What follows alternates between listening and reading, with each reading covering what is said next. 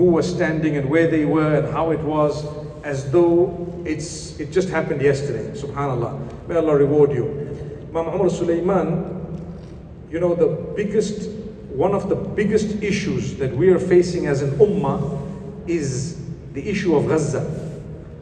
And mashallah, Allah has used you to do a lot of work. Whenever I meet you, I always say that, you know, you have done things that we were unable to do. And I always try to say that may Allah reward you for whatever you've done, because you've conscientized a lot of us, you've stood for so many causes in a very, very big way. Can you tell us where you would like to see us as an ummah in terms of all this oppression and aggression that is happening, and how best can we move forward as an ummah? Inshallah. Barakallahu feek, Shaykh. Truly, and I don't say this out of any sense of like superficial humility, we have not done enough for Gaza. They've done for us. They've paid the ultimate sacrifice. We all have a great sense of taqseer, of deficiency towards them.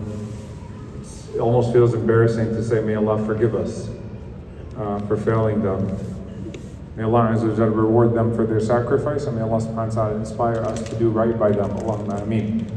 And our brothers and sisters in Sudan, Ya Allah, we talk about failing a piece of the ummah, a critical piece of the ummah. Those people have not even warranted a name or a story amongst us. Why? Do we need more videos like those that came out of Al-Fashir to see the horrific atrocities that are being committed against them? So where would I like to see the ummah? I'll use this word because it comes just immediately to mind. Capacity building. Capacity building. Each one of you works in a field, and there's some way that you could use your expertise, your lane, to benefit the people of Gaza. I'll share with you, subhanAllah, a few days ago I FaceTimed Sheikh Naji al-Ja'farawi.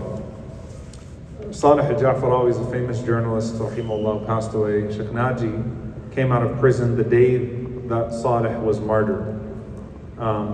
Beautiful, beautiful, beautiful young man, subhanAllah. He talks about the horror that he faced in prison from the occupation and what the Zionists do in prison. I mean, these are the asatida, the teachers of dhulm around the world, unfortunately, the pharaohs of the world. And so he talks about the stories of torture and abuse in prison. And they've already rebuilt their Quran school. And you can see the shabab and what they did to clean it up. And I mean, they're rebuilding like buildings with their hands. And they're already back and reviving a Quran school. And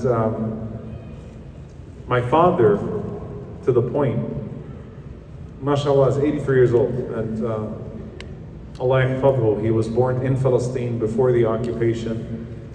He always reminds the Zionists, I'm older than your state.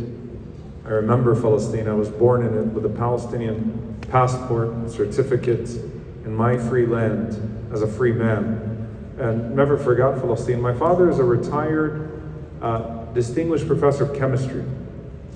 He did a lot. He's an encyclopedia of a human being. Sheikh Ali Hamouda met my father, and they talk, I guess, daily now. Mashallah, like he was shocked when he met my father, because even though his body has grown old, his mind is still completely sharp. He's an encyclopedia of history on Palestine, on Arabic poetry, literature, Islam. Like he checks me on my khutbah sometimes and stuff like that.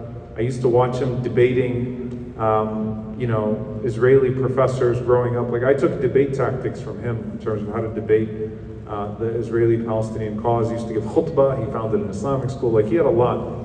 And all he wants to do now, he's a retired professor, all he wants to do is help rebuild the universities in Gaza. And he's asking for connections to professors in Gaza so he can help rebuild science departments and university departments in Gaza, because that's his lane. He knows how to build universities. He's built university programs. He built one of the most successful graduate schools in chemistry. He wants to help them rebuild.